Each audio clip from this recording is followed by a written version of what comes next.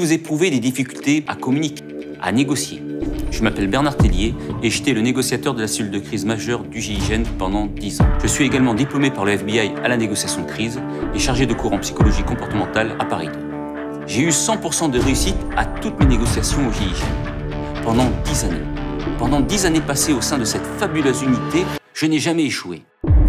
Nous allons voir ensemble comment préparer une négociation. C'est important de neutraliser l'instinct animal de votre interlocuteur. Si vous n'osez pas, vous n'aurez jamais rien dans la vie. Bonsoir à toutes et à tous, j'espère que vous allez bien, bienvenue dans ce live. Je m'appelle Leslie, je travaille chez Mentor Show et je suis vraiment ravie de passer la soirée en votre compagnie.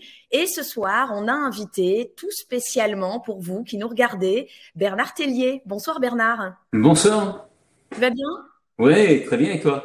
Ben écoute, super, merci. Je suis ravie de passer la soirée avec toi et avec les 600 personnes qui nous regardent et qui nous ont rejoints. Bernard, pour ceux qui ne te connaîtraient pas encore, tu as été pendant 10 ans le négociateur principal du GIGN, le groupe d'intervention de la gendarmerie nationale. Tu as vécu des situations clairement exceptionnelles où il a fallu que tu gardes ton sang-froid, que tu contrôles, que tu gères tes émotions, mais aussi que tu saches les anticiper pour pas être submergé. Est-ce que tu peux nous dire à quelle situation tu as été confronté? Alors, quand on est au GIGN, on a, entre guillemets, plusieurs bons clients. C'est pour ça que je dis entre guillemets. Alors, on a des preneurs d'otages, on a donc des forcenés aussi. Alors, la différence entre un preneur d'otages et un forcené, c'est que le preneur d'otages, comme son nom l'indique, a des otages et le forcené n'a jamais d'otages. Donc, le forcené, par exemple, a ouvert sa fenêtre et il tire sur tout le monde dans la rue, alors que le preneur d'otages, lui, il a des otages directs. Donc, on va dire que c'est plus délicat de faire une prise d'otage parce qu'il peut nous mettre plus la pression qu'un forcené qui n'a pas d'otage. Donc, les preneurs d'otages, les forcenés, le grand banditisme. Alors, le grand banditisme, c'est quoi? C'est les go fast. Vous connaissez peut-être, c'est les remontées de drogue avec des voitures super puissantes. Et puis, les aveux dans les banques également, c'est du grand banditisme. Et puis, du terrorisme également, du terrorisme un peu divers et varié. Et de temps en temps, mais ça, c'est plus rarement, des enlèvements et des extorsions de fonds. Voilà. Écoute, c'est déjà pas mal. Dans ces situations que tu décris, Bernard, il t'a donc fallu négocier, tu le disais, avec des forcenés parfois très dangereux, dont certains menaçaient de tuer ou clairement de tout faire exploser, quoi. Donc, on sait rien de le dire, tu es vraiment un spécialiste de la négociation et désormais tu enseignes tout ce que tu as comme expérience dans des entreprises ou à travers des conférences. Donc, ce soir, on va passer, Bernard, avec maintenant les 729 précisément personnes qui nous regardent.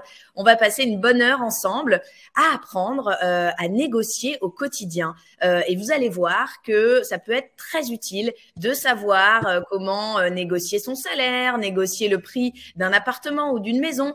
Mais la négociation peut aussi nous aider à adopter le bon comportement en cas de conflit dans le couple ou même à la maison. On va développer tout ça dans l'heure qui nous attend. Toute la soirée, vous qui nous regardez, vous pouvez interagir avec nous dans le chat. Toute l'équipe de Mentor Show est là pour vous aider. Et surtout, pensez bien à noter toutes vos questions dans l'onglet Q&A. Bernard prendra un bon moment pour répondre à un maximum de questions en toute fin de conférence. Alors, Bernard, on a concocté, toi et moi, un sacré programme. On va le découvrir tous ensemble. Le voici. Donc, première partie, on va parler de la posture qu'il faut adopter pour créer un lien fort avec ses interlocuteurs. Dans un second temps, très important, comment décoder les émotions des autres et gérer ses propres émotions pour transformer les non en oui. C'est pour ça qu'on est tous là ce soir, Bernard, à t'écouter. Et enfin, pour notre troisième partie, comment argumenter et lever les objections pour convaincre clairement, comment réussir notre négociation. Une fois qu'on aura abordé toutes ces questions avec toi, Bernard, on présentera bien sûr ta masterclass exclusive que tu as créée pour nous sur Mentor Show. Donc, vous verrez le détail des leçons et ce que vous pourrez apprendre. Restez donc bien avec nous car vous allez ce soir pouvoir bénéficier d'une offre spéciale pour vous abonner au cours de Bernard. Et enfin, en fin de conférence, je vous le disais, notez bien vos questions dans l'onglet Q&A puisque Bernard répondra à un maximum de vos interrogations en toute fin de web conférence. Eh bien, écoute Bernard, j'ai l'impression qu'on peut démarrer avec la toute première partie de notre programme qui est quelle posture adopter pour bien négocier. Alors, on te voit là sur les images, il y a 2 photos. Il y en a une, tu as les bras croisés et l'autre, tu as, alors j'espère ne pas me tromper, les paumes tournées vers le ciel. Je crois que ça s'appelle avoir les mains en supination. Tout à fait. Dans le bureau de son DRH ou de son boss ou qu'on rentre dans une agence immobilière pour négocier le prix d'un appart ou d'une maison, c'est laquelle des positions qu'il faut avoir clairement, Bernard? Alors, il n'y a pas de mauvaise, de bonne position. Enfin, s'il y a des mauvaises positions, c'est sûr, hein, il y a des positions. D'abord, avant de répondre à cette question, il faut bien comprendre que il y a une phrase qu'il ne faut jamais oublier, c'est que la première impression est capitale. Vous n'aurez jamais l'occasion de faire une deuxième bonne première impression. Cette première impression va être déterminante pour la négociation. C'est-à-dire que dans les premières secondes d'une rencontre, votre interlocuteur va vous évaluer. Et à partir de là, c'est complètement inconscient. Il ne va pas s'en rendre compte. C'est un processus qui est archaïque, qu'on a au fin fond de nous, mais qui est encore bien présent. Et donc, il va vous évaluer même sans l'apercevoir. Et à partir de là, il va y avoir un ressenti. Il va se sentir bien ou pas bien. J'en suis sûr, ça vous est déjà arrivé. Vous êtes dans une soirée avec votre coupe votre verre de vin, votre coupe de champagne. Et puis, les gens sont agréables. Puis, est-ce que vous en voyez un, là, et vous dites, tiens, lui, j'espère qu'il va pas venir me parler. Vous savez pas pourquoi, mais vous n'avez pas envie de lui parler. Il y a eu, on va dire, une évaluation inconsciente. Les inconscients se sont déjà communiqués entre eux. Donc, cette première impression, elle est capitale. Il va falloir neutraliser l'inconscient de votre interlocuteur le plus rapidement. On est d'abord vu et seulement après entendu. Et ça, il faut vraiment s'en rendre compte. Quand vous rentrez quelque part, avant que vous parliez, les gens vous auront déjà étiqueté. Donc, il va falloir, on va dire, maîtriser cette première bonne impression. Comment? Avec votre attitude et votre apparence. Mais surtout votre attitude. Déjà, la première chose à faire, c'est vous devez convaincre les personnes qui sont en face de vous, pas que vous êtes le meilleur vendeur, le meilleur client, le plus beau, le plus fort, non. Les convaincre de vous faire confiance. C'est la première chose que vous devez faire. Et ça passe par votre attitude. Il faut savoir que les gens aiment les personnes qui donnent de l'énergie. Les gens détestent les personnes qui prennent de l'énergie. Donc, cette attitude est capitale. Vous devez avoir une méthode de présentation impeccable, imparable et en accentuant les émotions. Accentuer les émotions, c'est capital parce que vous allez créer un lien avec la personne en face de vous. Donc, il ne faut pas avoir peur de sourire, de regarder la personne dans les yeux, et c'est ce qui peut faire la différence avec les autres. Donc, cette attitude, regardez, on va faire un exemple. Peut-être que certains d'entre vous, regardez, vous qui êtes derrière votre écran, ne bougez pas et analysez votre attitude. Il y en a certains qui ont peut-être les bras croisés, il y en a d'autres qui ont peut-être les mains devant la bouche en m'écoutant. Eh bien, c'est exactement la même chose. Est-ce que quand je suis devant un client, devant une personne qui désire vendre son appartement ou devant mon patron, est-ce que j'ai des gestes par choc, ça s'appelle, hein, c'est des bras croisés, ou alors est-ce que j'ai des gestes ouverts, donc les paumes de main en supination, comme on a vu, de temps en temps, parce que j'ai reçu un SMS. Vous allez voir que des fois, on n'a pas des postures optimales et on ne comprend pas pourquoi ça ne se passe pas très bien avec notre interlocuteur. Donc, si vous voulez que ça se passe bien, cette première impression est capitale. Il faut déjà lui donner de l'énergie et lui montrer qu'il est important pour nous. Bernard, c'est une question de posture, d'attitude, de gestuelle. C'est aussi une question de présentation, vestimentaire. C'est hyper important, ça aussi. Ah oui, c'est la deuxième aussi. La première impression, il y a 2 choses qu'il faut faire attention. C'est votre attitude. Donc là, je vous l'ai dit, hein, l'énergie que vous allez donner à la personne qui est en face de vous. Et puis après, votre apparence. Votre apparence est capitale. Moi, par exemple, je vous donne un exemple. Quand j'étais négociateur au GIGN, dans ma voiture, j'avais toujours 2, voire 3 habits différents. J'avais jean basket, j'avais costume. Pourquoi? Parce que si j'allais négocier dans dans une cité avec un jeune, par exemple, eh ben, j'allais plus m'habiller en jean basket. Si j'allais négocier dans le 16e arrondissement, ben, j'étais peut-être plus en costume. Donc, en fin de compte, qui se ressemblent s'assemblent. Et ça, c'est une façon de neutraliser l'instinct animal de votre interlocuteur.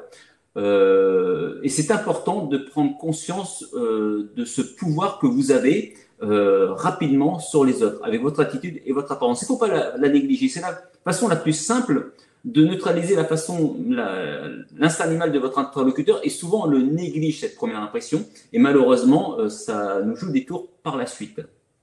Alors, on peut parler aussi de tout ce qui est tatouage, les accessoires, c'est-à-dire les bijoux, les montres, etc.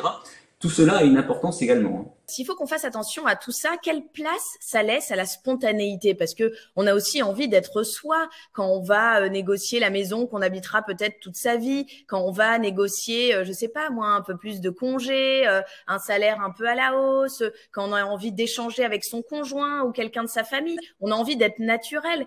Quelle place il y a pour le naturel dans la négociation? Alors, je vais te dire quelque chose. On est en comédie sociale tout au long de la journée. Comédie sociale, c'est-à-dire qu'on joue un rôle. On joue un rôle pour donner une image idéalisée de nous. On est rarement naturel. Hein. Peut-être en famille, on y est, mais moi, je déconseille devant son boss, sinon on y va en pyjama et en pantoufles. Et là, ça devient assez risqué. Non, c'est-à-dire qu'il faut être caméléon et être capable de s'adapter par rapport à notre interlocuteur. Et ça, c'est quelque chose qui est capital. Si vous voulez faire la différence avec les autres, eh ben, c'est ce petit plus qui va faire la différence dès les premières secondes d'une rencontre. Donc, cette spontanéité, ben, il faut l'avoir peut-être en famille, mais à un certain moment, quand c'est du professionnel, il faut la maîtriser, cette spontanéité. Bernard, imaginons que j'ai envie de m'entraîner, moi, parce que voilà, j'ai une discussion à avoir, une négociation que j'envisage. Quel exercice tu peux proposer aux 865 personnes qui nous regardent ce soir, justement pour se perfectionner et se préparer, pour anticiper un petit peu? Ouais. Alors déjà, il faut savoir et ça c'est important en négociation, c'est de maîtriser vos émotions. Maîtriser vos émotions, pourquoi? Parce que si vous maîtrisez pas vos émotions, je peux vous assurer que la personne en face de vous va les maîtriser pour vous, vos émotions. Alors il y a un très beau laboratoire pour contrôler ces émotions, et je vous engage d'y aller dès demain, et j'en suis sûr que beaucoup d'entre vous iront dès demain. Ce laboratoire, c'est votre voiture.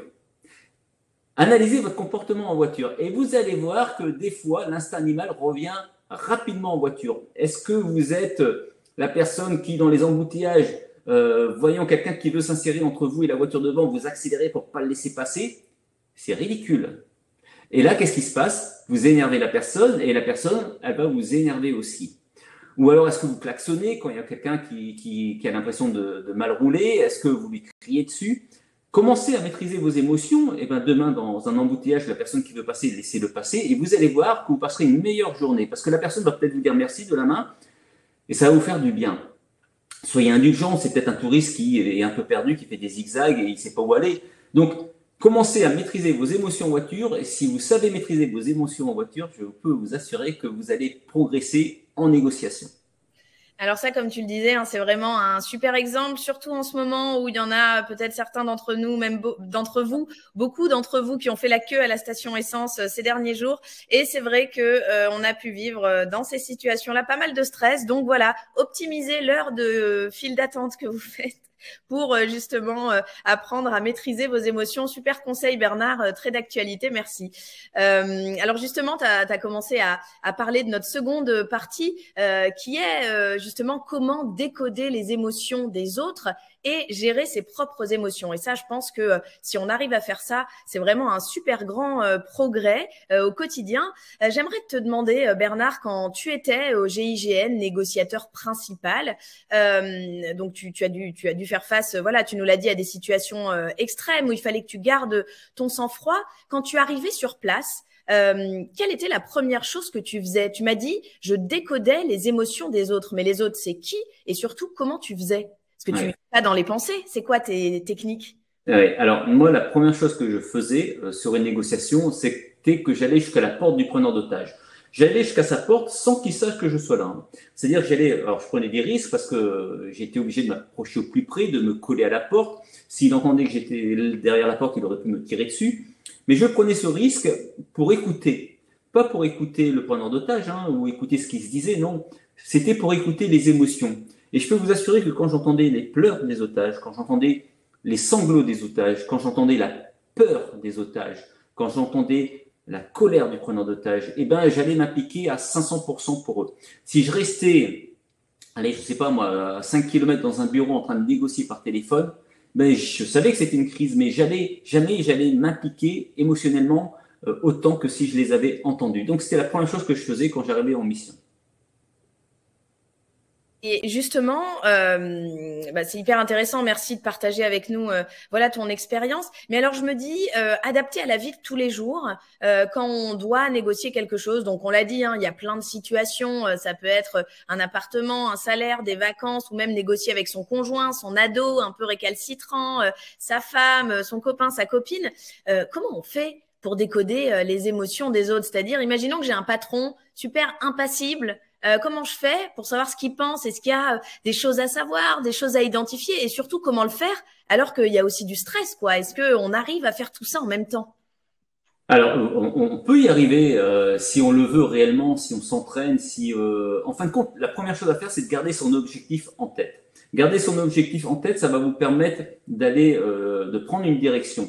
Et surtout, de ne pas vous faire contaminer émotionnellement par l'autre. Parce que l'autre, comme je vous ai dit au début, il va tout faire pour que vous perdiez le contrôle de vos émotions. Dans une négociation, dans une dispute, c'est la première chose qu'on essaye de faire. Si vous perdez le contrôle de vos émotions, l'autre, il va les manipuler et c'est fini pour vous. Donc, gardez votre objectif en tête. Qu'est-ce que je veux? Est-ce que c'est de me battre?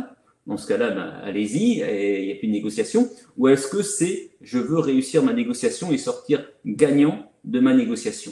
Donc, c'est la première chose à faire, mais vraiment se répéter cet objectif que j'ai en tête parce que l'autre va tout faire pour que vous le perdiez, cet objectif. Ça, c'est la première chose. Puis après, il faut les laisser parler. Les laisser parler parce que plus il va parler, plus il va vous donner des renseignements. Plus il va vous donner des renseignements, plus vous allez pouvoir le cerner. Il ne faut pas le contredire parce que déjà, il faut savoir que vous ne détenez pas la vérité, hein, vous détenez votre vérité, mais pas la vérité. Et la personne en face de vous va détenir sa propre vérité aussi. Qui détient la vérité, on ne sait pas trop, c'est un mélange des deux, on va dire. Donc, c'est important de laisser parler votre interlocuteur parce qu'il va vous donner des renseignements. Et puis, il va vous donner des indications émotionnelles aussi. Vous allez voir quand est-ce qu'il est un peu plus, on va dire, énervé sur certains sujets, quand est-ce qu'il est plus cool sur d'autres sujets. Et donc, vous savez, vous pouvez en naviguer par rapport à ce que la personne vous dit. Donc, c'est important de le laisser parler. Et s'il s'énerve, il faut l'autoriser à vider son sac sur vous. Vous connaissez tous cette expression, hein, vider son sac, c'est sortir ses émotions. C'est-à-dire que vous êtes la cible parfaite, des fois pour qu'on puisse décharger ses émotions. Peut-être que votre patron a passé une sale journée et là, vous lui avez demandé une augmentation de salaire et voilà, ça y est, c'est la goutte d'eau qui fait déborder le vase. Mais il faut savoir que si vous perdez le contrôle de vos émotions, que vous vous mettez en colère, ça ne va pas arranger les choses et encore, ça va les empirer. Donc, la première chose à faire, c'est de permettre la personne à décharger ses émotions sur vous. Et c'est pour ça que c'est important de contrôler ses émotions et de s'entraîner dans sa voiture et lui dire si j'étais à votre place, Monsieur Durand, je serais aussi en colère que vous parce que le moment est malvenu. Et le fait de dire ça, vous allez voir que ça va le calmer tout de suite. Reconnaître ses émotions, c'est pas être d'accord avec lui, hein. Reconnaître sa version, pardon, c'est pas être d'accord avec lui, c'est de reconnaître ses émotions. Et en général, ça les calme tout de suite. Et en général, ces gens s'excusent directement. Plutôt que de lui dire ne vous énervez pas, c'est pas la peine de me crier dessus. Et là, vous êtes sûr de perdre la partie. Souvent, Bernard, quand on entre en négociation, on a tendance à aller direct dans le vif du sujet, à d'abord parler vraiment de son propre intérêt en disant peut-être parfois un peu maladroitement j'aimerais vous demander une augmentation de temps ou selon moi l'appartement vaut tant ou si tu fais pas ça, je parle quand on s'adresse à un enfant en bas âge, si tu fais pas ça, je fais ça. Comment on peut faire justement pour éviter d'être dans cette impatience, dans cette peut-être parfois agressivité quand on cherche à obtenir quelque chose. Qu'est-ce que tu peux nous conseiller pour arriver à négocier mais un petit peu plus en douceur, à prendre notre mal en patience en quelque sorte, quoi? Alors, c'est très simple, hein. Imagine, moi, si j'arrive sur une prise d'otage avec un preneur d'otage qui détient, on va dire, 10 otages. Si la première chose que je lui dis, bonjour Bernard, GIGN, tu me libères 3 otages tout de suite. Mais je les aurai jamais, les otages. Là, c'est exactement l'erreur que l'on fait quand on négocie avec quelqu'un. C'est-à-dire qu'on met les deux pieds dans le plat directement. Non. Moi, comment je faisais? Je commençais à m'intéresser à mon preneur d'otage. J'allais créer, c'est la communication. Dans communication, il y a commun. C'est mettre en commun des mots, c'est vrai, mais pas seulement des mots, c'est mettre en commun des émotions. C'est surtout mettre en commun des émotions. C'est-à-dire que je te donne des émotions et tu vas m'en donner. Donc, la première chose à faire, c'est de s'intéresser à la personne et ne pas s'intéresser, par exemple, au bien immobilier, de s'intéresser à son patron et pas forcément de s'intéresser à l'augmentation de son salaire. Donc, la première chose à faire, c'est de s'intéresser à l'autre. Il y a une chose qui est très importante, c'est de rechercher du renseignement. Vous ne pouvez pas commencer une négociation sans renseignement. Moi, sur mon preneur d'otage, j'étais obligé de me renseigner sur mon preneur d'otage. Quand vous faites une négociation, il faut vous renseigner sur votre patron, sur votre client, sur le bien immobilier que vous devez acheter, par exemple. Et c'est important de connaître son histoire. Parce que si vous connaissez l'histoire du bien immobilier, vous allez pouvoir créer un lien avec la personne. Bernard, est-ce que je pense, voilà, alors là on est clairement près de 900, donc c'est vrai que ton discours est vraiment passionnant et je suis sûre très utile et qu'on se reconnaît tous dans les exemples que tu donnes. Comment on fait si on est super timide, super réservé, qu'on se dit mais non, mais moi j'arriverai jamais à négocier, c'est pas fait ça pour moi. C'est vrai que souvent on a tous dans notre entourage quelqu'un qui est un négociateur hors pair, qui va négocier le prix de la moindre tomate sur le marché avec brio, et parfois nous on se dit oh là là, alors là moi c'est pas du tout mon truc, je me sens pas, je suis trop timide, je vais devenir tout rouge comme une tomate justement, je vais jamais y arriver. Est-ce que on peut travailler sur soi et tous peut-être voilà arriver à acquérir certaines techniques? Est-ce que c'est fait pour tout le monde ça? Oui, alors il y en a qui ont plus de mal que d'autres, hein, tu as tout à fait raison. Il y en a qui c'est pratiquement inné chez eux et ils arrivent directement à négocier, faire souffrir l'autre, et puis elles ont peur de perdre cette amitié en demandant quelque chose. Donc ils vont faire en sorte que l'autre devine ce qu'il pense. Donc pour eux, c'est peut-être un peu plus difficile. Mais ça, encore une fois, c'est une question d'éducation. Vous savez, quand tout petit, on vous dit non, tu n'es pas capable, non, ne fais pas ceci, c'est pas pour toi, non, laisse tomber, t'en as pas les capacités. Et quand vous arrivez à l'âge adulte, c'est beaucoup plus difficile parce que toutes les croyances qu'on vous a mis quand vous étiez petite, vous les gardez au fin fond de vous. D'ailleurs, il y a Boris Cyrulnik que j'aime beaucoup, il disait quand la récitation est 1000 fois répétée, elle devient réalité. Imaginez si vous avez eu une éducation chaotique, si vous avez eu des parents qui vous ont enfoncé, forcément, quand vous arrivez à l'âge adulte, c'est beaucoup plus dur pour vous pour négocier.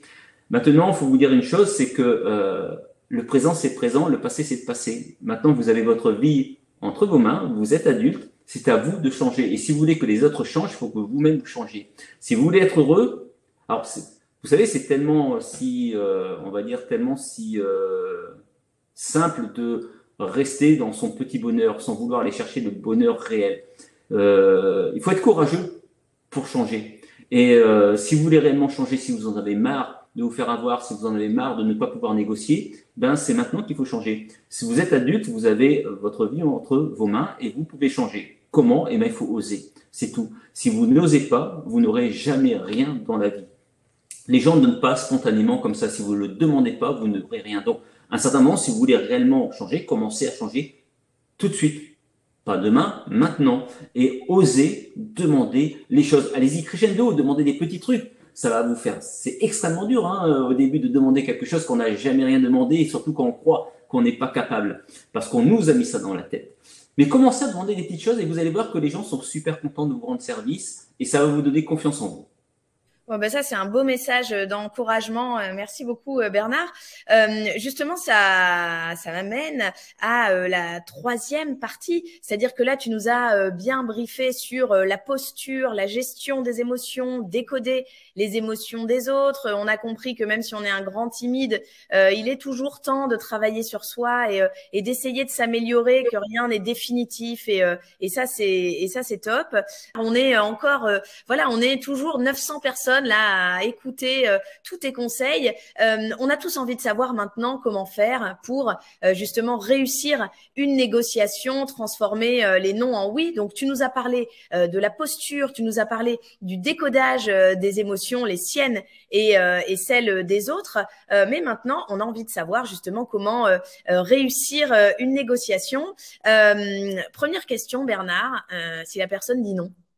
Ah, oui. Alors, il faut savoir que déjà, la négociation commence quand la personne a dit non, et jamais avant. Parce que, vous savez, si vous allez dans un magasin, et ça on le voit des fois, par exemple pour acheter un canapé, la personne quand vous rentrez, elle vous dit, ah ben, vous tombez bien, aujourd'hui on fait 50% sur nos canapés. Nos canapés sont à 8 000 €, mais aujourd'hui on fait 50%, ils sont à 4 000 €. Et comme vous êtes mon premier client, je vous fais 30% supplémentaires. Vous l'avez à 2 500 € au lieu de 8 000 €. Fuyez, parce que vous pouvez être sûr que son canapé vaut rien du tout. Il a dû acheter 200 €. Donc, tant que la personne en face n'a pas dit non, ben commencez pas à négocier puisqu'elle va peut-être dire oui. Et puis vous allez griller des cartouches avant qu'ils vous disent non. Donc là, la première chose, c'est que quand il vous dit non, c'est que là, la négociation va commencer. Et un non, c'est pas un refus. Hein. Déjà, il faut savoir à qui il dit non. Alors déjà, une chose, il faut comprendre quelque chose. Prenez la question à l'envers. Comment transformer un oui en non? Et ça, vous savez très bien le faire. Comment? Eh ben, en perdant patience, en critiquant l'objet de la personne qui désire vendre quelque chose, en vous énervant. Et là, vous serez capable de transformer un oui rapidement en non. Et ben, pour transformer un non rapidement en oui, ben, il faut faire l'inverse, c'est-à-dire, dans un premier temps, ce qu'on a dit, il faut savoir l'écouter, etc. On va prendre un autre exemple. Regardez quand votre enfant veut manger un bonbon et vous lui dites non. Qu'est-ce qu'il fait? Il se met en colère, il pique une crise, il pleure, il se roule par terre. Et là, qu'est-ce que ça engendre chez vous? Eh ben, de l'énervement. Il y a des adultes qui font exactement la même chose, c'est-à-dire que ce non, pour eux, eh ben, ça les fait plonger dans, vous savez, comme je vous ai dit, en état de survie, c'est-à-dire que c'est l'instinct animal qui prend le dessus. Si l'instinct animal prend le dessus, ben, vous réagissez comme ce petit enfant. Vous êtes plus capable de réfléchir. Donc la première chose à faire, c'est de savoir à qui il dit non. Ben, vous allez me dire, il dit non à moi. Ben non, pas forcément. Pas forcément. Regardez votre enfant, quand il pleure, pourquoi il pleure? Parce qu'il croit qu'en disant non, vous lui dites non à lui, c'est-à-dire que vous ne l'aimez pas. Alors que vous dites non parce que vous voulez qu'il ne mange pas trop de sucre, vous voulez préserver ses dents, vous voulez préserver sa santé, mais ça, il ne le comprend pas. Si vous ne lui expliquez pas, il ne le comprend pas. Donc, il se roule par terre et il crie. Quand quelqu'un vous dit non, il faut savoir à qui il dit non. Il peut dire non à vous, par exemple, en tant que professionnel, si vous êtes un commercial dans un magasin, il peut dire non à vous. Regardez, moi, ça m'arrive des fois quand je vais dans des grandes surfaces pour acheter quelque chose, un appareil photo, admettons, je vais d'abord sur Internet, je me renseigne, et quand j'arrive dans cette grande surface et que j'ai le commercial devant moi et que je lui demande des renseignements sur l'appareil photo, je m'aperçois qu'il connaît moins l'appareil photo que moi. Et ça m'énerve. Ça m'énerve parce que c'est pas mon métier, et alors je connais plus sur lui. Donc déjà, je peux dire non au professionnel qu'il est, c'est-à-dire que je ne le reconnais pas professionnellement. Mais je peux dire non aussi à la personne qu'il est, c'est-à-dire que là, on est sur le côté individu, c'est-à-dire que je n'aime pas sa mentalité, je n'aime pas sa moralité, il me regarde de haut, et donc je peux dire non à la personne aussi. Et puis, je peux dire un troisième non, c'est au produit. En fin de compte, l'appareil photo, je me suis trompé, c'est pas celui que je voulais. Donc quand je dis non, il faut savoir à qui, quand quelqu'un vous dit non, il faut savoir à qui il dit non. Parce que s'il dit non au produit et que vous prenez pour vous, eh ben vous avez tout faux. Ou s'il dit non au professionnel que vous êtes et que vous croyez que c'est le produit, eh ben vous avez encore tout faux. Donc la première chose à faire, c'est de savoir à qui il dit non. Clairement, tu le disais un tout petit peu plus tôt, la négociation, c'est combien de pourcentage de préparation? Oui. Alors, la négociation, la préparation, c'est capital. Hein. C'est 80% de la réussite, la préparation. Si tu ne prépares pas ta négociation, eh ben, c'est voué à l'échec. Pourquoi? Pourquoi préparer sa négociation? Quand tu veux acheter ou quand tu veux vendre un produit, hein, il faut que tu connaisses ce produit par cœur, sur le bout des doigts. Pourquoi? Ben parce que déjà, tu vas être professionnel à répondre aux objections, à connaître ton produit, à paraître beaucoup plus professionnel, et puis surtout à conclure aussi, parce que peu de gens arrivent à conclure une vente, et ils arrivent à faire des très très belles négociations, et puis au moment où il faut conclure, ils ne savent pas conclure. Merci beaucoup Bernard pour tous ces conseils. Vous êtes à présent 900, on a passé la barre des 900. Merci à tous d'être avec nous. Merci voilà de nous écouter, d'écouter Bernard. Je suis sûre que voilà si vous êtes là, c'est que vous avez aussi envie de poursuivre, d'aller encore plus loin avec voilà la masterclass de Bernard Tellier après cette webconférence. Et c'est justement ce dont on va vous parler tout de suite. On va vous présenter les leçons. Juste avant, un petit rappel, n'hésitez pas à nous noter voilà dans l'onglet Q&A vos questions pour que Bernard puisse voilà vous apporter certaines réponses personnalisées en toute fin de webconférence. Alors ce qu'on va faire maintenant, c'est qu'on va Bernard présenter les leçons de ta masterclass. Donc vont s'afficher sur l'écran les 3 premières leçons.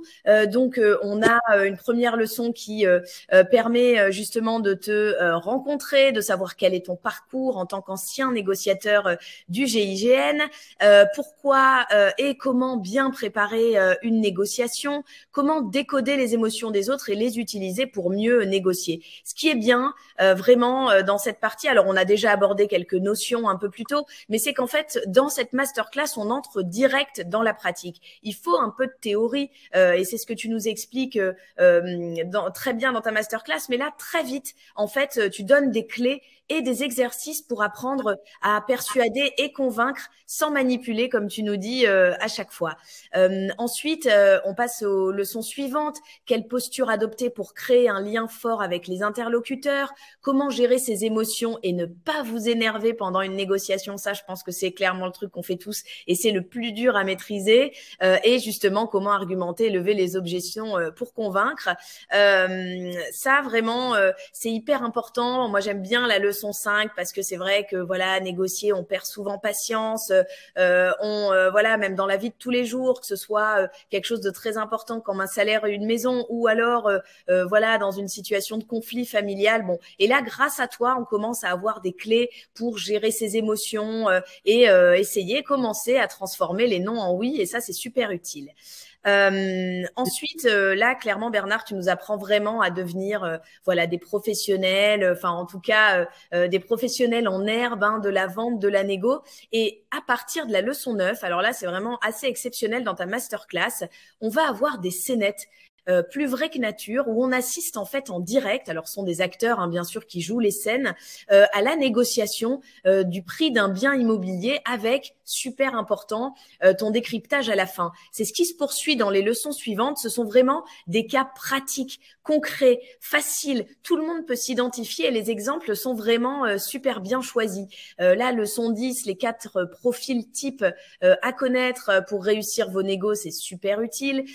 Comment gagner immédiatement la confiance de l'autre, bah là je crois qu'on a clairement tous envie de regarder la leçon 11. Comprendre les motivations des autres pour réussir vos négociations, ça c'est ce que tu nous développais et là on va encore plus loin justement dans le décryptage. Donc vous verrez vraiment ça se poursuit jusqu'à la leçon 14, jusqu'à la fin de la masterclass. Grâce à ces scénettes rejouées par des acteurs et surtout ton décryptage à la fin, on travaille sur nous mais on travaille aussi sur tout et il y en a une que j'aime bien, c'est comment demander plus de vacances et surtout les obtenir. Ça, c'est voilà, finalement, c'est pour ça qu'on est là. Donc voilà, merci beaucoup Bernard pour tous ces exemples. Et dans les 2 dernières leçons de ta masterclass, alors là, tu t'attaques clairement au conflit en famille, en couple, avec ma partenaire ou avec mon enfant. Et d'ailleurs, tu donnes un exemple qui est parfait et tous les parents qui nous regardent l'ont certainement vécu. Qui n'a jamais vécu voilà la scène de l'enfant qui s'assoit par terre dans la rue ou dans un magasin et qui ne veut plus se lever, plus avancer. Donc Bernard, tu nous donnes la solution dans ta masterclass, c'est bien ça?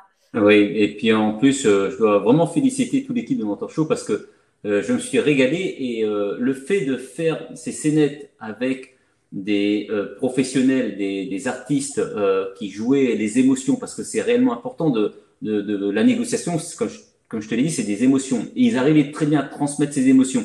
Alors il y avait pas que des acteurs parce que moi à un certain moment j'ai pris la place des acteurs aussi pour leur mettre pour jouer le rôle du négociateur. Et donc le fait que j'intervienne aussi comme ça, que je prenne la place et que je partage, que je montre comment faire justement ce qu'il faut faire et ce qu'il faut pas faire, c'est vrai que ça donne on va dire, du concret à la masterclass qui est impressionnant. Et ouais, c'est surtout qu'on s'identifie vraiment aux exemples qui ont été choisis et on se reconnaît dans l'un ou l'autre des personnages. Et puis du coup, toi, tu arrives avec ton expertise et c'est vrai qu'on a trop envie en fait de t'imiter et d'arriver à t'imiter, surtout quand tu es voilà dans le bureau d'un boss. Et j'aime bien le moment voilà où il faut négocier le salaire et puis du coup, tu y vas par plusieurs détours. Et ça, c'est bon voilà, c'est assez admirable et ça donne envie en tout cas, limite de copier ton discours trait pour trait et puis d'aller dès demain dans le bureau de son DRH ou de son patron et de faire la même chose. Donc peut-être qu'on va aider. En tout cas, n'hésitez pas à nous dire. Alors ça, c'est clairement super important. Si après avoir visionné la masterclass de Bernard, vous vous êtes jeté à l'eau et surtout si ça a marché, ça, on a envie de le savoir. Un simple des trucs, oser, Oui, oser. C'est ça. C'est hyper important de la tenter et puis au final, on verra bien. C'est justement ça en fait. C'est le thème du bonus. Rien n'est jamais perdu dans une négociation. C'est-à-dire que bon, clairement, si on échoue, il y a toujours quelque chose à en tirer. Et là, dans ce bonus, tu nous racontes comment tu as dû négocier pendant 3 jours avec un forcené qui menaçait de faire sauter 64 tonnes d'explosifs. C'est super. Ce bonus il est vraiment passionnant et surtout c'est dingue de savoir que ça a été ta vie à un moment donné. Ça, je trouve ça assez épatant. Bernard, je crois que tu as eu déjà pas mal de retours de personnes qui ont déjà visionné ta masterclass et qu'est-ce qu'ils t'ont dit les gens? Raconte-nous un petit peu puisqu'elle était déjà disponible depuis quelques jours et tu as déjà eu des retours assez enthousiastes, je crois, personnes de ta communauté. Oui, j'ai reçu beaucoup de retours de gens qui ont regardé la masterclass en entier. Alors c'est bien parce qu'ils ont attendu de visionner complètement la masterclass pour m'envoyer un petit message vraiment très sympathique en me disant merci parce que ça m'a complètement changé ma façon de communiquer avec les autres. Ça m'a permis de d'oser demander justement ce qu'on dit depuis tout à l'heure, oser. Et là, rien que oser demander, déjà on change de vie. Radicalement. J'ai eu beaucoup de messages qui m'ont dit aussi que qu'ils n'avaient jamais pris conscience qu'ils perdaient rapidement le contrôle de leurs émotions. Pour eux, c'était naturel, ils avaient toujours réagi comme ça. Et ils comprenaient pas pourquoi en face ils avaient des noms, pourquoi en face ils avaient des gens qui réagissaient véhémentement aussi. Et ils ont compris que la maîtrise de leurs émotions est capitale dans la négociation. Et donc tous ces messages m'ont vraiment beaucoup touché. Oui, c'est clair. Merci en tout cas, Bernard, de nous partager ces témoignages. Vous le voyez, c'est un programme assez exceptionnel, d'une grande qualité, qui est dispensé forcément par un grand pro avec beaucoup d'expérience. Donc justement, si vous aussi, vous voulez devenir un super négociateur, peut-être que vous êtes en pleine négociation d'un appartement, d'une maison, que vous envisagez d'aller négocier votre salaire, je pense que c'est le moment. Laissez pas passer votre chance. Donnez-vous l'occasion, de progresser avec les conseils de Bernard, de vous améliorer. Et donc, c'est pour ça que ce soir, je suis super contente de pouvoir vous proposer une offre spéciale qu'on a concoctée avec toute l'équipe de Mentor Show. Vous allez pouvoir, vous abonner à la masterclass de Bernard Tellier.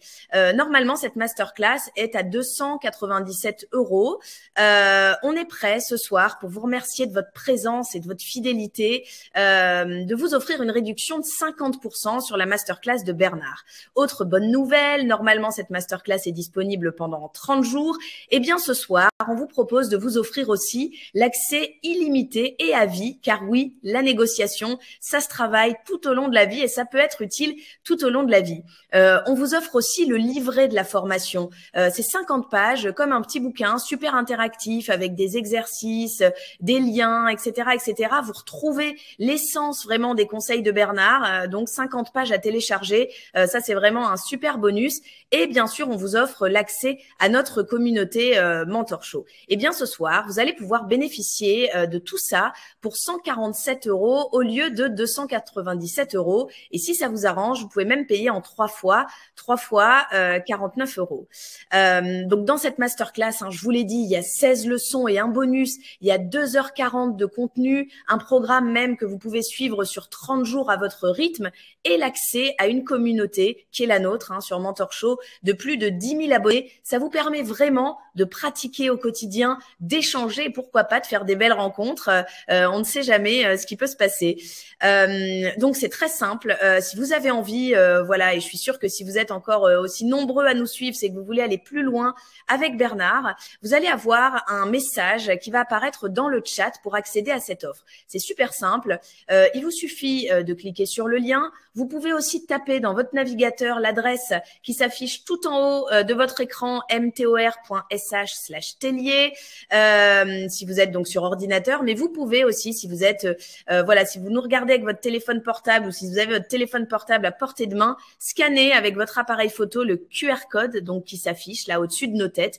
Vous serez redirigé donc assez rapidement sur cette page où vous donnerez voilà, vos informations et vos informations de paiement pour accéder donc à la masterclass de Bernard. Bernard, on va passer maintenant à la partie que tout le monde attend. C'est justement la partie des questions-réponses. Donc, restez bien avec nous parce que juste après, on vous lancera le teaser et une leçon de la masterclass de Bernard, voilà, en exclusivité. Donc, vous allez pouvoir découvrir tout ça. Bernard, pas mal de questions pour toi ce soir. Pas mal de questions hyper intéressantes et hyper diverses. Alors, on commence. Clairement, comment faire la différence à un entretien d'embauche? Basique, on peut postuler, on peut être 50 sur le coup. Qu'est-ce qui fait qu'on va faire la différence? La première impression déjà. Les compétences, voilà, si on coche pas forcément toutes les cases de l'offre d'emploi, comment on peut faire pour se démarquer? Alors, au bagou, raconte-nous un peu. Oui, alors déjà, comme je vous l'ai dit tout à l'heure, la première impression, elle est capitale. Déjà, dans les premières secondes d'une rencontre, la personne va vous évaluer. Donc, vous comprenez bien que déjà, cette première impression, il faut qu'elle soit optimale. Vous savez, moi, je travaille pour des grosses boîtes et les DRH me racontent des choses qui sont incroyables. J'ai même du mal à le croire. Ils me disent, il y a des moments, on va chercher un candidat en bas dans le hall d'entrée. Je le trouve pas. Il est allongé sur le canapé avec ses AirPods dans les oreilles. Il écoute sa musique et je vais le voir et je lui dis, mais vous êtes souffrant? Et la personne me dit, non, je vous attendais. Vous comprenez bien que bon, là, je pense que c'est l'extrême et j'espère que vous n'êtes pas tous comme ça. Mais cette première impression, elle est capitale. C'est-à-dire que la façon dont vous allez rentrer, la façon dont vous allez marcher, la façon dont vous allez aller jusqu'au guichet, la façon dont vous allez vous asseoir, la façon dont vous êtes habillé, là déjà, vous faites la différence. Dites-vous une chose, c'est que vous êtes d'abord vu et seulement après entendu. Il y a des caméras dans les grandes entreprises, ça. On peut vous observer. Dites-vous une chose, c'est pas parce qu'il y a personne devant vous qu'on ne vous voit pas.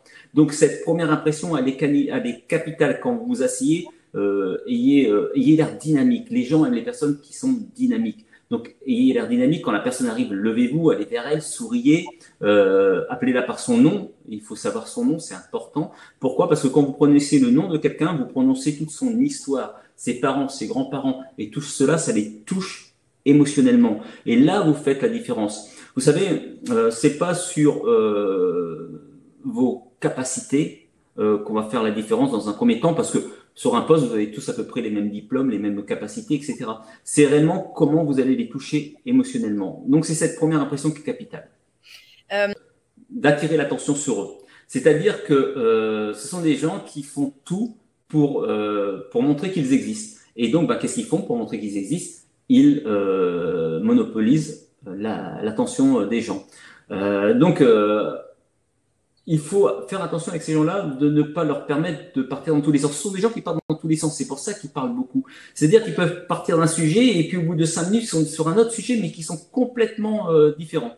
Donc, ce sont des gens qui adorent l'humour en général. Donc, avec eux, il faut plaisanter rapidement, échanger des émotions positives, plaisanter rapidement. S'il parle trop, vous pouvez lui dire, mais d'une façon avec humour. Parce que ce sont des gens qui peuvent se vexer rapidement. Donc, vous trouvez un truc avec humour en lui disant, je sais pas moi, quelque chose sur son débit, sur son... Et là, si vous arrivez à le faire rire, vous allez voir, après, il va vous écouter, en fin de compte. Donc, ces gens-là qui parlent beaucoup, ce sont des gens en général qui ont beaucoup d'humour. qui ont du mal à respecter les horaires. Là. Si vous lui fixez un rendez-vous, la première chose qu'il va faire, c'est d'arriver en retard au rendez-vous. Encore une fois, pourquoi? Parce que vous êtes obligé de l'attendre. Donc, il a attiré l'attention sur lui. Donc, ces gens-là, ne pas rentrer en confrontation avec eux parce qu'ils sont très forts, ils ont du répondant, ils sont très créatifs. Donc, ils vont vous laminer rapidement. Donc, si vous font une réflexion, un truc, vous y répondez pas, vous faites semblant de ne pas l'avoir entendu, ou alors vous le prenez avec humour. Je sais pas, par exemple, lui, il arrive toujours en retard, et puis ce jour-là, vous avez 5 minutes de retard, il arrive pour une fois avant vous. Vous lui dites un petit truc sympathique sur ce retard, et puis il va le prendre à la rigolade. Donc ces gens-là, c'est les écouter et leur lancer un petit truc d'humour. Vous allez voir, si vous arrivez à les faire rire, après ils vont vous écouter. Merci Bernard. Alors forcément, on a beaucoup de questions qui concernent le travail, le monde de l'entreprise. Comment trouver vraiment les bons arguments et surtout, si jamais ça marche pas, est-ce que ça veut dire qu'il faut plus y revenir? Est-ce qu'il y a un délai avant d'entamer une nouvelle négociation? Comment tu peux nous conseiller là-dessus? Alors déjà, il faut être honnête avec vous-même. Est-ce que vous méritez cette augmentation? Parce qu'il y a plein de... Oui, parce que si vous comprenez bien, faut réfléchir différemment. Faut vous dire, tiens, par exemple, en 2024, j'aimerais avoir une augmentation. Qu'est-ce que je vais faire en 2023 de positif? Qu'est-ce que je vais faire pendant cette année pour montrer que je sors du lot, pour que quand en 2024 je demanderai une augmentation de salaire, on va difficilement pouvoir me dire non. Vous comprenez bien que si vous ne la méritez pas, si vous avez vous avez été énormément absent, si vous n'êtes pas bon dans votre domaine, ça ne sert à rien de demander une augmentation, vous ne l'aurez pas. Donc, déjà, la première chose, il faut la mériter. Il faut la mériter, il faut prendre un peu de recul, s'asseoir chez soi, faire le bilan de son année, et en se disant, tiens, je suis jamais arrivé en retard, j'ai toujours bossé, j'ai des capacités, on est content de moi, etc. À partir de là, on peut demander une augmentation de salaire. Alors, demander une augmentation de salaire, les gens, ce qu'ils font en général, c'est encore une fois, ils se trompent. C'est-à-dire qu'ils vont demander une augmentation de salaire parce qu'ils ont besoin d'avoir un salaire plus important. Non, c'est pas ça. C'est qu'est-ce que votre patron va gagner en vous augmentant. Voilà. Et là, c'est différent. Et c'est comme ça qu'il faut réfléchir. C'est-à-dire que il va pas perdre de l'argent en vous augmentant. Il va gagner en productivité, il va gagner en présence, il va gagner. Et si là, vous réfléchissez comme ça, déjà, vous faites la différence. Alors, merci Bernard pour ces conseils. Écoute, j'espère que ça va marcher, j'espère que ça va vous aider. On a aussi beaucoup de questions sur la vie privée, les relations avec son conjoint. Alors, déjà, il faut savoir faut que vous soyez plus intelligent que la personne en face de vous. C'est-à-dire que il est passé avec son instinct. En fin de compte, on a 3 cerveaux qui sont imbriqués. On va pas rentrer là-dedans, mais le cerveau reptilien, c'est le cerveau qui gère notre survie. Il règle les fonctionnements du cœur, la respiration, etc. Mais aussi, c'est lui qui gère quand on est agressé, verbalement ou physiquement, et c'est lui qui va gérer la fuite ou l'attaque. Donc, le fait de rentrer en dispute, vous sollicitez le cerveau reptilien de la personne qui est en face de vous, donc elle n'est plus capable de réfléchir avec son néocortex, qui est le siège de l'intelligence et du raisonnement. Donc, il va passer en mode survie. Et là, il n'a que 3 possibilités, la fuite, l'attaque ou la soumission. C'est tout. Et donc, souvent, qu'est-ce que c'est? C'est l'attaque dans un premier temps, et puis après, on se fait la tête pendant des jours. Donc, il faut être plus intelligent que l'autre, et c'est à vous de réfléchir avec votre néocortex. Et lui permettre à lui de sortir de cette zone de survie, de son cerveau reptilien, pour l'amener à réfléchir avec son néocortex. Je vous donne un exemple. Un jour, je fais une prise d'otage et lorsque j'arrive sur cette prise d'otage, dès que j'arrive, j'entends un coup de feu et le preneur d'otage tue un petit enfant de 4 ans.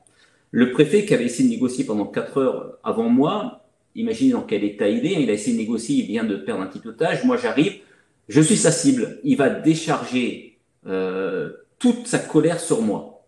La colère qu'il aurait dû peut-être mettre sur ce gars qui a tué cet enfant, mais il peut pas, donc il la met sur moi. Et il me dit, vous, c'est même pas la peine d'essayer de négocier. Moi, j'ai essayé de négocier pendant 10 heures, donc vous, c'est même pas la peine lancer un assaut.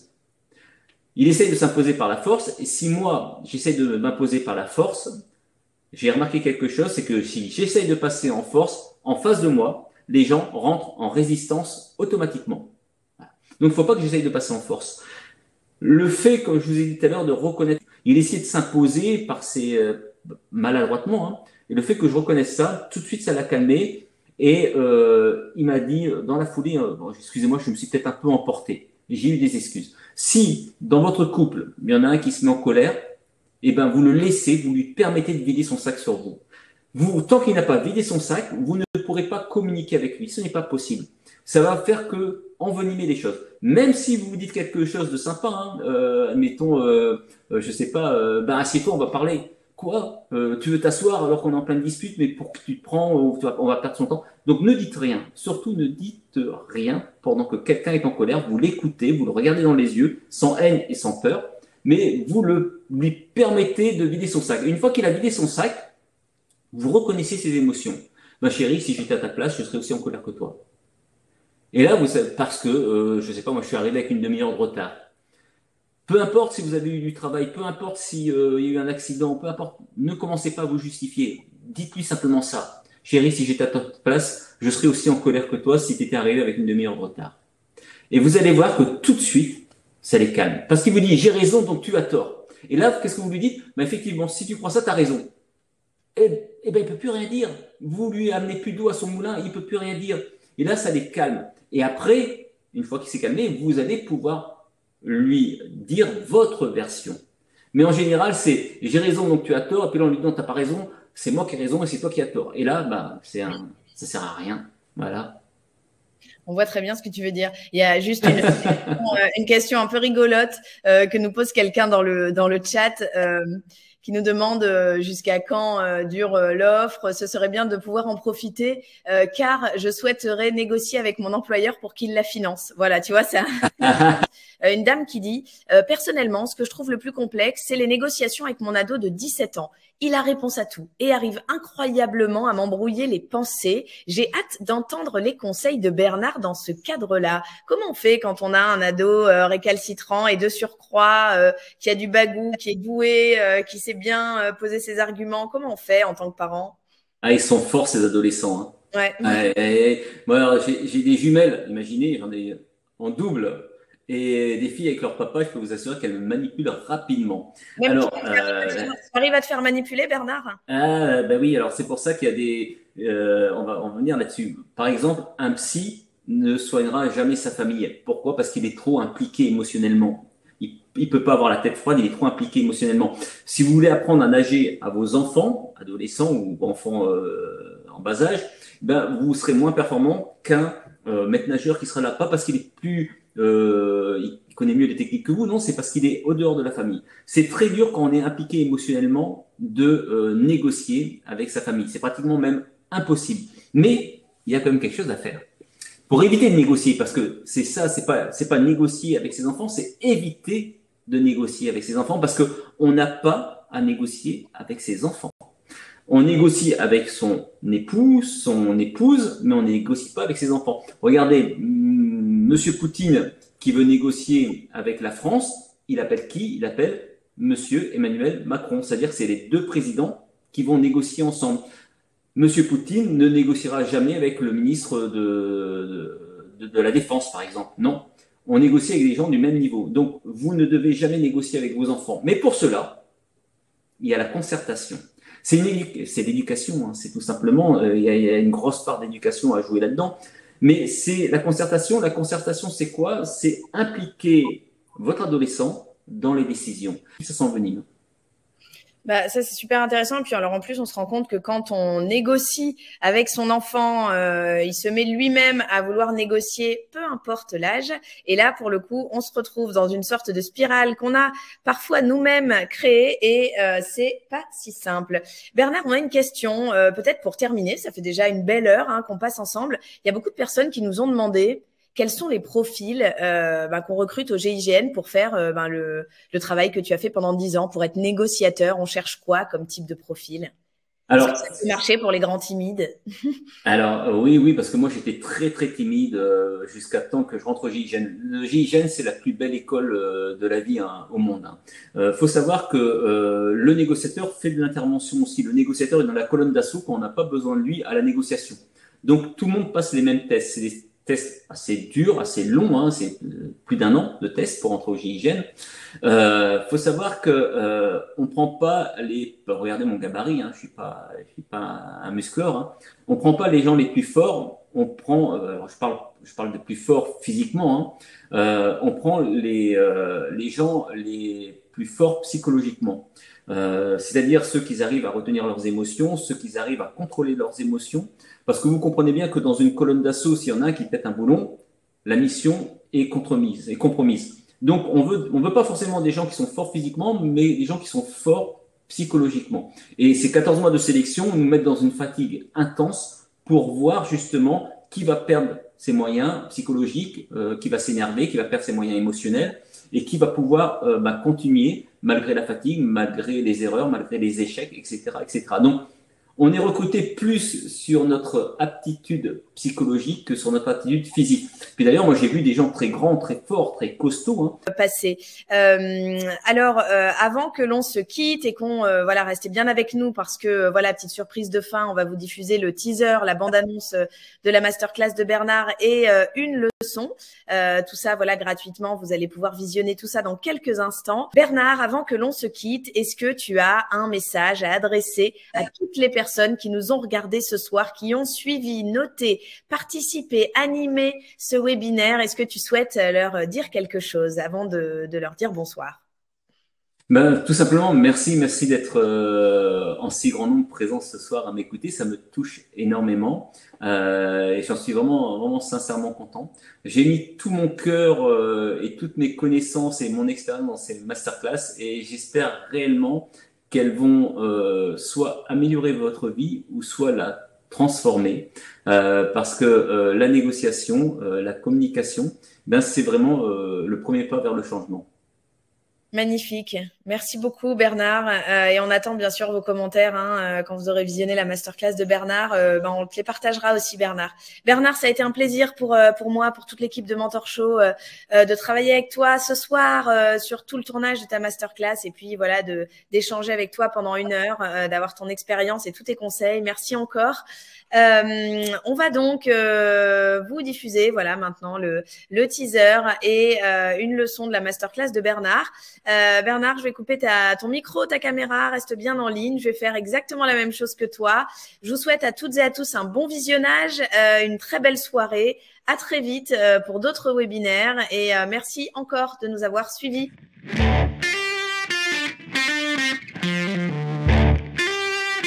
Je suis Bernard Tellier. Dans les 30 prochains jours, vous allez apprendre toutes les techniques secrètes de négociation. Ces techniques, je les ai acquises pendant les 10 années que j'ai passées en tant que négociateur au sein de la cellule de crise majeure du GIGN. Vous les appliquerez pour devenir un meilleur collègue, un meilleur leader et progresser dans votre vie personnelle et professionnelle. Pas à pas, nous découvrirons comment gagner en confiance, comment mieux communiquer avec les autres, comment apaiser les tensions et maîtriser ses propres émotions. Vous apprendrez à formuler votre argumentation, à influencer l'autre. Vous apprendrez comment défendre votre position et conclure une négociation. Pour la première fois, à travers des mises en scène, vous pourrez vous projeter dans des situations de la vie quotidienne, professionnelle et personnelle.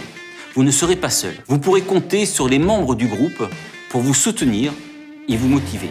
Sous chaque leçon, vous pourrez partager vos progrès et ensemble aller plus loin. Collaborer pour avancer. C'est la base de la négociation. En 30 jours, avec des techniques simples, je vais vous apprendre à gérer les conflits dans votre vie personnelle et professionnelle. Je suis Bernard Tellier et ceci est ma masterclass.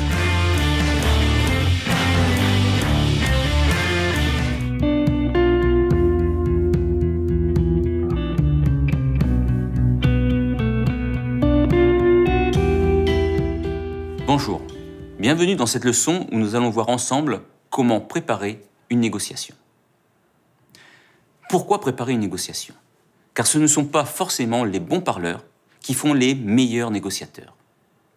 Et si vous éprouvez des difficultés à communiquer, à négocier, cette préparation va être une aide précieuse pour vous. J'ai eu 100% de réussite à toutes mes négociations au GIGN pendant 10 années. Pendant 10 années passées au sein de cette fabuleuse unité, j'ai réussi toutes mes négociations. Pourquoi, à votre avis? Certains vous diront que c'est la chance. En effet, il y a toujours une part de chance. Mais la chance, on va la chercher. Mais heureusement qu'il n'y a pas que la chance. Je dirais que la chance représente un infime pourcentage de la négociation. Alors pourquoi j'ai eu 100% de réussite? Car tout simplement, j'avais une capacité d'adaptation et d'improvisation prodigieuse. Mais attention, ces deux capacités ne sont pas forcément innées. Une improvisation qui va nous permettre de gagner est rarement improvisée. Mais c'est un schéma tactique inlassablement répété à l'entraînement. Et vous aussi, si vous voulez gagner une négociation, il va falloir vous entraîner et la préparer. Je ne connais pas de champion qui ait décroché ce titre sans entraînement. Quand j'arrivais sur une prise d'otage, je faisais 3 choses qui m'ont permis d'avoir 100% de réussite à toutes mes négociations. La première chose, c'est se fixer un objectif. Si vous ne savez pas où vous allez, vous n'irez nulle part. Un objectif réalisable pour moi, mais aussi pour lui, le preneur d'otage. La deuxième chose était la recherche du renseignement sur mon preneur d'otage, mais aussi sur les otages, sur les négociateurs qui avaient tenté de négocier avant moi. Et pour cela, j'avais plusieurs outils à ma disposition. Les réseaux sociaux. C'était une fabuleuse source de renseignements. Vous ne pouvez pas imaginer tous les renseignements qu'on peut avoir par les réseaux sociaux. J'ai l'impression que Google a même plus de renseignements que la police. Puis après, j'interrogeais les familles des otages, les familles du preneur d'otage, le préfet, les témoins. Je voulais savoir ce que le négociateur avant moi avait dit, surtout pour connaître les réactions du preneur d'otage. Quand il avait dit telle chose, je voulais connaître son état émotionnel, pour ne pas commettre les mêmes erreurs, pour savoir où je pouvais aller et surtout où je ne pouvais pas aller avec lui. Puis une fois que j'avais tous ces renseignements, je passais à une troisième étape qui était primordiale. La connaissance des émotions et la synchronisation émotionnelle avec mon preneur d'otage. Cela était difficile car je ne connaissais réellement ces émotions que lorsque je commençais la négociation. Donc il fallait que je le fasse parler et que je l'écoute, que j'écoute tout ce qu'il allait me dire, toute cette communication silencieuse, ou pas d'ailleurs, qui parle pour lui et qui parle de lui, afin de deviner sa douleur intérieure, ses besoins. Et je devais lui faire comprendre que j'avais saisi ses souffrances, sans le juger. Je devais arriver à me mettre à sa place. Je devais connaître son passé pour comprendre son présent. Et souvent, je me suis dit, si j'avais eu le même parcours que lui, j'aurais fait certainement les mêmes erreurs. En ce qui vous concerne, c'est exactement la même chose. Vous devez, en premier, vous fixer un objectif clair et réaliste et trouver une stratégie pour l'atteindre. Cet objectif peut être le prix de vente, par exemple. Donc, pour établir une stratégie, vous devez bien connaître votre produit que vous désirez vendre ou acheter. Bien connaître ses caractéristiques, mais aussi bien connaître la concurrence qui propose les mêmes produits. Et vous devez aussi vous renseigner sur votre acheteur. Pourquoi cette connaissance du produit est capitale? Premièrement, car elle est un réel soutien moral. Elle augmente la confiance en vous. Elle augmente la confiance en vous devant votre acheteur ou votre vendeur. Vous savez exactement ce que votre produit peut faire et ne peut pas faire. On ne pourra pas vous déstabiliser, on ne pourra pas vous manipuler avec de fausses informations. Plus vous connaissez votre produit, et plus vous serez sûr de vous. Il y aura des tentatives qui seront vaines, si vous êtes sûr de vous. Cela pourra même se retourner contre lui. Et il va vite arrêter car ce sera lui qui sera déstabilisé. Vous savez aussi quel sujet aborder et quel sujet il vaut mieux éviter. Deuxièmement, cette préparation va vous rendre crédible. La maîtrise de votre produit, de ses caractéristiques, de ses usages, de ses faiblesses, vous permettent d'être un vrai professionnel. Vous devrez au départ sûrement prouver vos dires en montrant que vous connaissez votre produit. Et rapidement, il vous suffira de dire « en effet, mon produit le fait » pour entraîner immédiatement la confiance de votre client, de la personne en face de vous, de votre prospect. Troisièmement, cette préparation va vous permettre de répondre aux objections. Tout le monde vous dira que sa situation est différente que celle des autres. Mais vous constaterez assez rapidement que 90% de ces demandes sont exactement les mêmes que tous les autres. J'avais remarqué ça sur les prises d'otages ou sur les forcenés. Ils avaient souvent les mêmes demandes. Pourtant, chaque prise d'otage est particulière. Ce qui fera la différence, ce ne sera pas votre produit, mais ce sera vous. Votre façon de piocher les bons arguments pour les adapter à la situation de la personne qui est en face de vous. Il faut lui montrer que l'on a pris conscience de sa situation familiale, de sa situation financière, psychologique, c'est-à-dire de ses enjeux et de ses contraintes, et surtout que l'on va apporter une solution. On ne vend jamais un produit, on offre une solution à un problème ou à un désir de son interlocuteur. La troisième étape, comme moi, sur une mission, c'est de bien connaître l'état émotionnel de votre interlocuteur. Et pour cela, je devais le laisser s'exprimer et l'écouter. Pas écouter seulement ses mots, mais également et surtout ses émotions. Ne pas se faire contaminer émotionnellement par ses réactions. Et bien avoir à l'esprit que si nous étions à sa place, nous aurions sûrement les mêmes réactions. Nous voulons tous acheter le moins cher possible avec la meilleure qualité, ou vendre le plus cher possible pour se faire un bon bénéfice. Donc la négociation, ce n'est pas un échange d'un objet contre une somme d'argent, mais c'est avant tout un échange de mots, de gestes, de regards et d'émotions. Un détail insignifiant pour vous peut être capital pour votre interlocuteur. Alors surtout, n'essayez pas de le minimiser, mais tenez-en compte. Une fois, en mission, nous avons fait cette erreur, qui a failli nous coûter cher. Un jour, nous nous sommes appelés pour un forcené qui était retranché chez lui. Il venait de tuer 4 personnes. Alors en mission, nous sommes toujours 2 négociateurs, mais un seul communique. Lorsque nous arrivons sur cette prise d'otage, j'étais en numéro 2. Le numéro 2 est là pour aider le négociateur principal. Et à la prochaine mission, on inverse les rôles. La personne était retranchée au 3e étage. Le négociateur principal entame la négociation, il fait très bien son travail, calme M. Durand et lui demande ce qui s'est passé. Et M. Durand, d'une voix calme, lui dit « Comme tous les jours, à 8h du matin, je descends en bas de chez moi chercher ma baguette de pain. » Ils habitent dans un petit village et c'est une fourgonnette qui passe vendre son pain. Ce matin, il descend, à 8h précises, le boulanger était toujours très ponctuel, et ce jour-là, il n'était pas là. Monsieur Durand attend 5 minutes, 10 minutes, le boulanger n'est toujours pas là, il a froid, il remonte chez lui. Il remonte les 3 étages, il pose la main sur la poignée de la porte de son appartement, et à ce moment précis, il entend le boulanger klaxonner en bas de son bâtiment. Monsieur Durand s'énerve. Il est persuadé que le boulanger l'a fait exprès, qu'il était caché dans le coin d'une rue à attendre qu'il ait froid dehors. Sous le coup de l'énervement, sous le coup de la colère, il saisit son arme et descend pour faire peur au boulanger. Quand il arrive en bas, 3 femmes achetaient du pain et elles rigolaient énormément avec le boulanger. Il était persuadé que le boulanger racontait la blague qu'il venait de faire et que tout le monde se moquait de lui. Sous la colère, il a tiré. Il a tiré plusieurs fois et a tué tout le monde. Le négociateur du GIGN lui dit « Mais monsieur Durand, nous sommes au mois de décembre. Il y a 5 cm de neige sur les routes. Le boulanger passe dans 8 communes. Il peut avoir 5 minutes de retard. Ce n'est pas grave.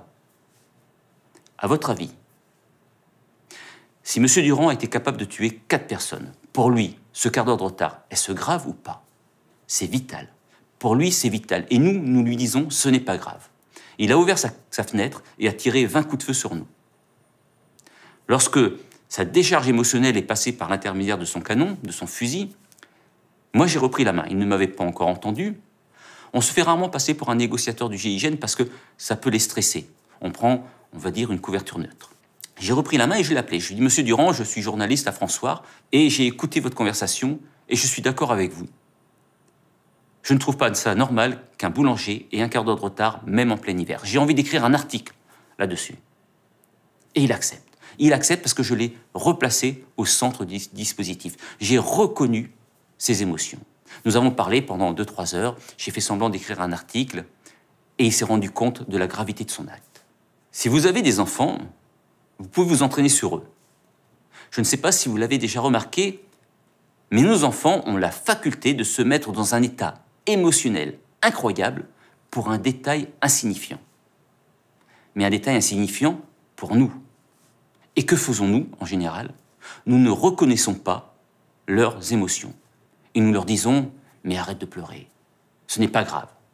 Et là, à ce moment précis, il se jette au sol, il se jette par terre, il hurle, il tape du pied. Pour nous montrer que pour lui, c'est important. Pour nous faire comprendre que pour lui, c'est grave. Et sa réaction entraîne immédiatement chez nous une réaction de colère. Vous avez toujours réagi comme ça sans même savoir pourquoi. Peut-être que vous reproduisez simplement le schéma de vos propres parents. À partir d'aujourd'hui, entraînez-vous à réagir différemment en tenant compte de leur colère, en tenant compte et en reconnaissant leurs émotions. Et le ne pleure pas, ce n'est pas grave, se transforme en si j'étais à ta place, je serais aussi triste que toi. Vous allez constater que tout le monde passera une meilleure journée immédiatement.